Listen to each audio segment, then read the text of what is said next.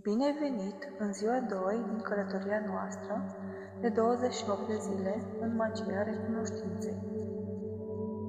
Această meditație este o invitație să închizi ziua cu blândețe, să lași în urmă agitația și să păstrezi doar ceea ce a fost bun.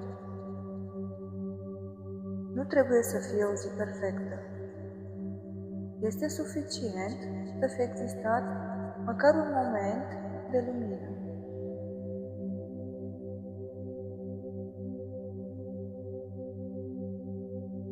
Așează-te confortabil sau întinde-te. Închide ochii ușor, inspiră lent pe nas și expiră încet pe gură. Permite respirației să te aducă înapoi în corp. Cu fiecare expirație, umerii se relaxează. Spatele se așează. Respirația devine naturală. Nu mai este nimic de făcut acum. Aceasta este pauza ta.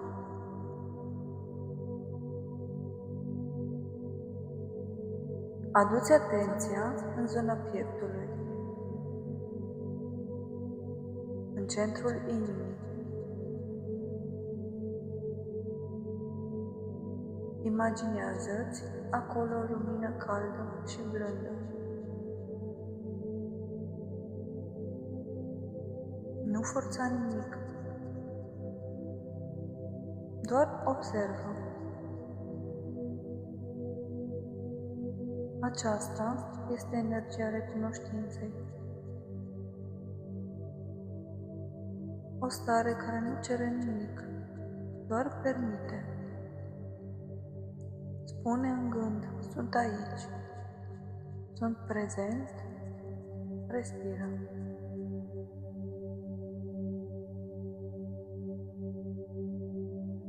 Acum, întoarce-te ușor la ziua care a trecut. Nu începe cu ce a fost greu. Nu cu ce a lipsit. Întreabă-te blând, ce a fost bun astăzi? Poate a fost un moment de liniște, poate a fost un zâmbet, poate a fost un gest frumos,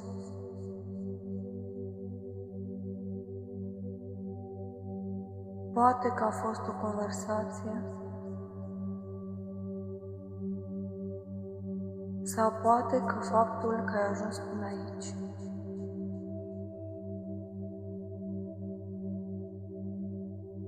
Lasă acel moment să apară și spune încet mulțumesc.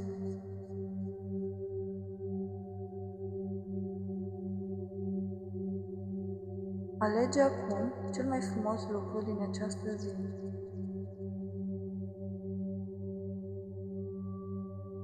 Nu cel mai mare, ci cel care a adus pacea. Ține în atenția ta, ca pe un obiect prețios, și spune din nou, mulțumesc. Simte cum acest cuvânt încheie ziua într-o stare de blândețe.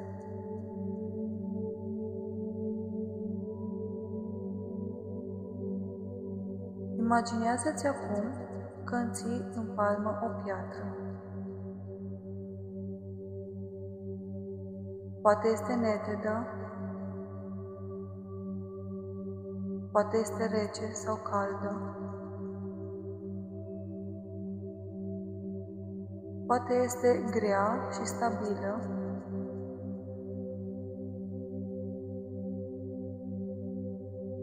Această piatră este simbolul recunoștinței tale.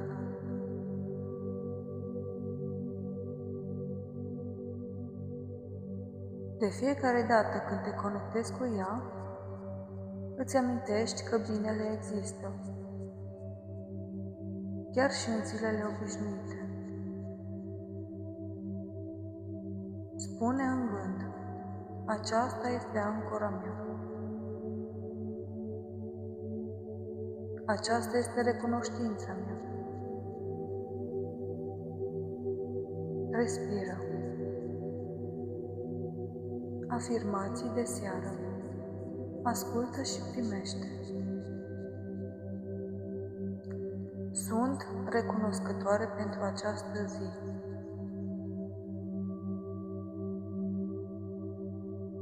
Aleg să păstrez binele.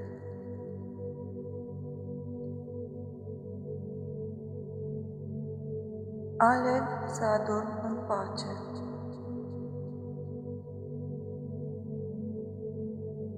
Viața mă susține. Mulțumesc pentru tot ce am primit astăzi.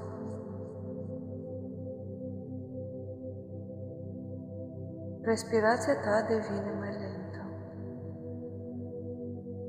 Corpul tău știe cum să se odihnească. Lasă gândurile să treacă fără să le urmezi.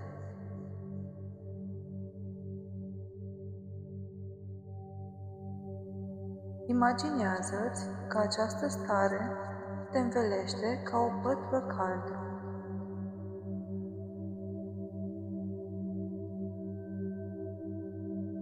Recunoștința te însoțește și în somn.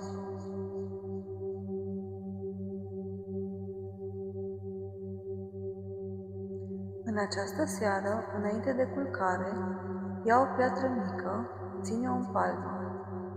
Gândește-te la cel mai bun lucru din zi și spune mulțumesc. Atât. Dacă simți, scrie în comentariu un cuvânt care să descrie ziua ta sau scrie doar mulțumesc. Să aveți o seară minunată!